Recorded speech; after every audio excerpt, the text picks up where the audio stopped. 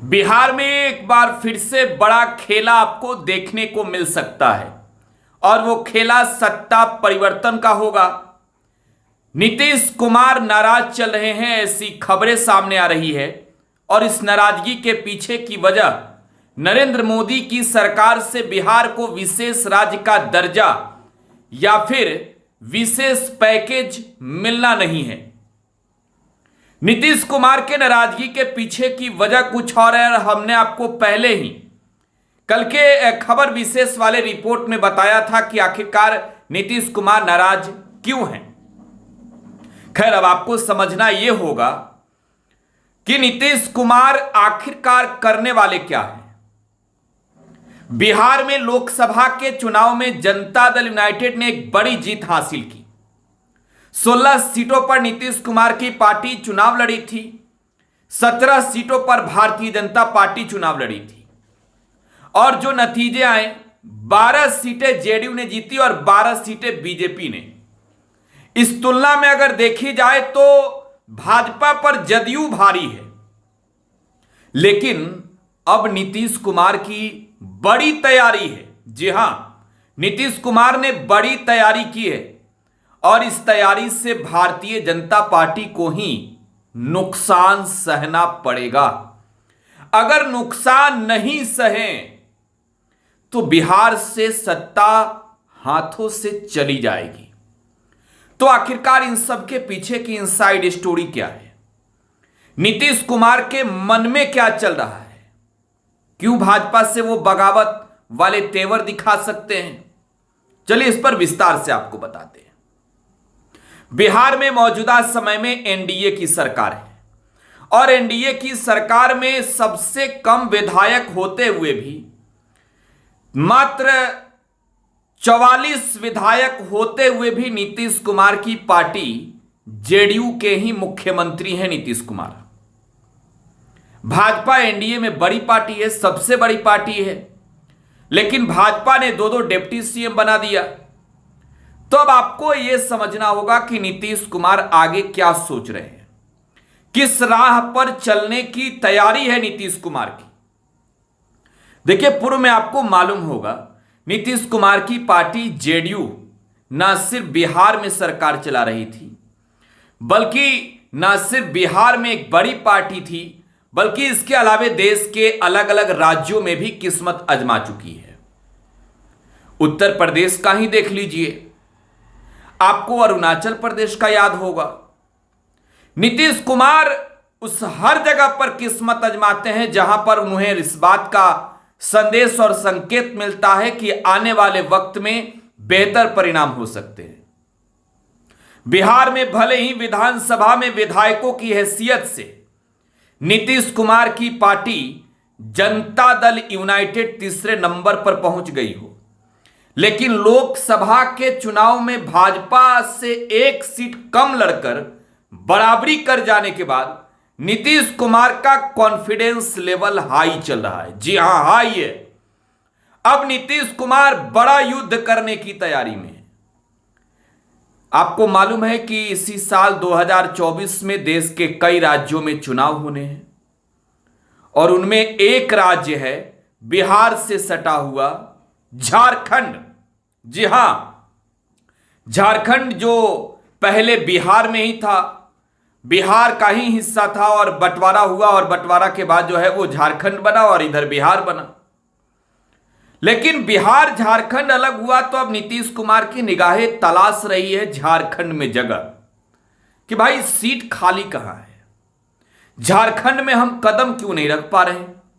बिहार की पार्टी राष्ट्रीय जनता दल झारखंड के सरकार में शामिल है, आरजेडी कोटे के एक मंत्री हैं झारखंड की सरकार में, सत्यानंद भोक्ता। भाई नीतीश कुमार की पार्टी जेडीयू क्यों नहीं जा पा रही है।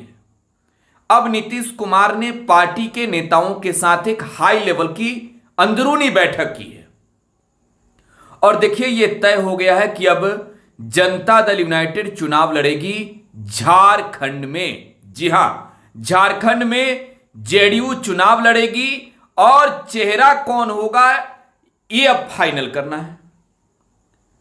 आपको मालूम है अमर कुमार भूरी नेता प्रतिपक्ष हैं, हेमंत सोरेन मुख्यमंत्री हैं। और सिटिंग स्थिति अगर आपको बताएं वर्तमान समय में, तो सरकार जो दल चला रही, जो दलें सरकार चला रही है, उसके पास 47 है, विपक्ष के पास संख्या 30 है। तो सरकार जो है वो वहां जेएमएम सहित महागठबंधन की सरकार है।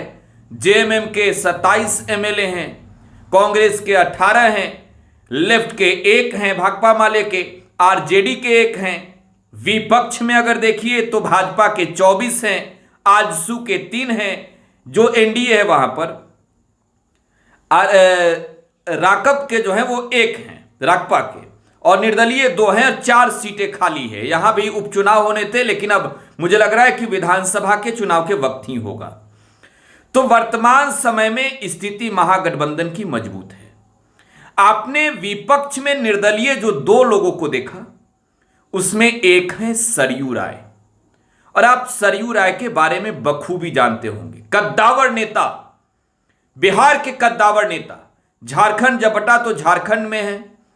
सरयू राय ने चुनावी मैदान में पटखनी दी थी रघुवर दास को। जी हां, रघुवर दास झारखंड के सिटिंग मुख्यमंत्री थे, तब चुनाव लड़े बीजेपी के टिकट पर, और चुनावी मैदान में महागठबंधन के उम्मीदवार ने नहीं बल्कि निर्दलीय सरयू राय ने पटखनी दे दी।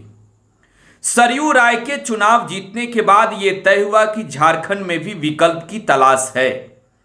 और जब अब चुनाव है 2024 में विधानसभा का, हेमंत सोरेन जेल गए थे और हेमंत सोरेन जेल से बाहर भी आ गए हैं। और हेमंत सोरेन जब जेल से बाहर आए हैं, देखिए आपको मालूम है जब जेल गए, ईडी ने उन्हें जेल भेजा, तब चंपई सोरेन को उन्होंने मुख्यमंत्री की गद्दी सौंप दी थी। और जैसे ही जेल से बाहर आए, बेल मिला, चंपई सोरेन ने अपनी गद्दी खाली की, हेमंत सोरेन को मुख्यमंत्री के कुर्सी पर फिर से बैठाया। इस वजह से कि हेमंत सोरेन के नेतृत्व में सरकारें चलती रहे, और आने वाले महीने 2024 में ही जब चुनाव होंगे तो उस चुनाव में हेमंत सोरेन ही चेहरा बन जाए। हेमंत सोरेन आदिवासियों के बड़े नेता के रूप में जाने जाते हैं, और इसमें कोई दो राय नहीं कि जिस तरीके से हेमंत सोरेन को ईडी ने जेल भेजा, बड़ी सिंपैथी भी आदिवासी समाज के बीच में हेमंत सोरेन ने हासिल कर ली है। और आपको मालूम है भारतीय जनता पार्टी की बड़ी रणनीति झारखंड को जीतने को लेकर है। झारखंड में चुनाव जीतने के लिए बीजेपी ने दम लगा दिया है। अलग अलग राज्यों के मुख्यमंत्रियों का दौरा हो रहा है। हाल ही में आपको मालूम होगा हेमंता बिस्वा शर्मा जो आसाम के चीफ मिनिस्टर हैं, वो गए थे, झारखंड के दौरे पर गए थे। और यही वजह है कि झारखंड की सियासी माहौल फिलहाल गरमाई है। नीतीश कुमार, देखिए मैं फिर नीतीश कुमार पे आता हूं। नीतीश कुमार तैयार बैठे हैं झारखंड में एंट्री मारने के लिए, और वो झारखंड में एंट्री गठबंधन के साथ मारने के लिए तैयार है। यह कहा जा रहा है कि इस बार जो मोदी की सरकार केंद्र में बनी है, नायडू और नीतीश दोनों एक ही राशि के हैं, इन्हीं लोगों के समर्थन से बनी है। नीतीश कुमार अगर अपना समर्थन वापस लेते हैं तो नरेंद्र मोदी की सरकार असहज हो जाएगी। नीतीश कुमार ने इस बात को लेकर भी राजी करवाया है कि झारखंड के गठबंधन में आपको साथ रखना होगा। देखिए अगर नीतीश कुमार आते हैं, जो वहां एनडीए है उसमें भाजपा के अलावे फिलहाल आजसू है, राकपा है, तो अब नीतीश कुमार भी उस गठबंधन के हिस्सा बनने के लिए बेताब है।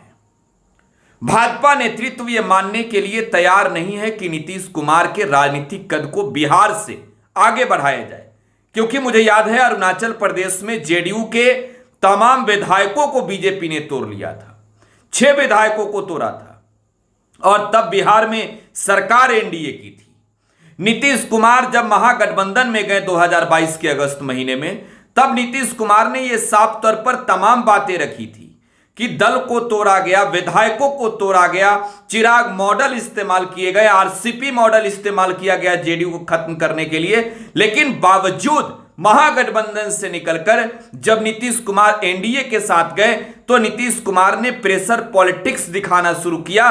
दिल्ली की सरकार बनने में जब नरेंद्र मोदी मुश्किलों से घिरे, तो नीतीश कुमार ने इस शर्त पर साथ दिया था कि झारखंड में गठबंधन करना होगा।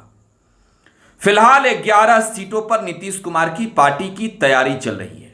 यानी नीतीश कुमार तैयार बैठे हैं 11 सीटों पर चुनाव लड़ने के लिए। अगर नहीं मिला गठबंधन का साथ तो वो भाजपा के खिलाफ चुनावी मैदान में अपने रणबांकुरों को उतारेंगे।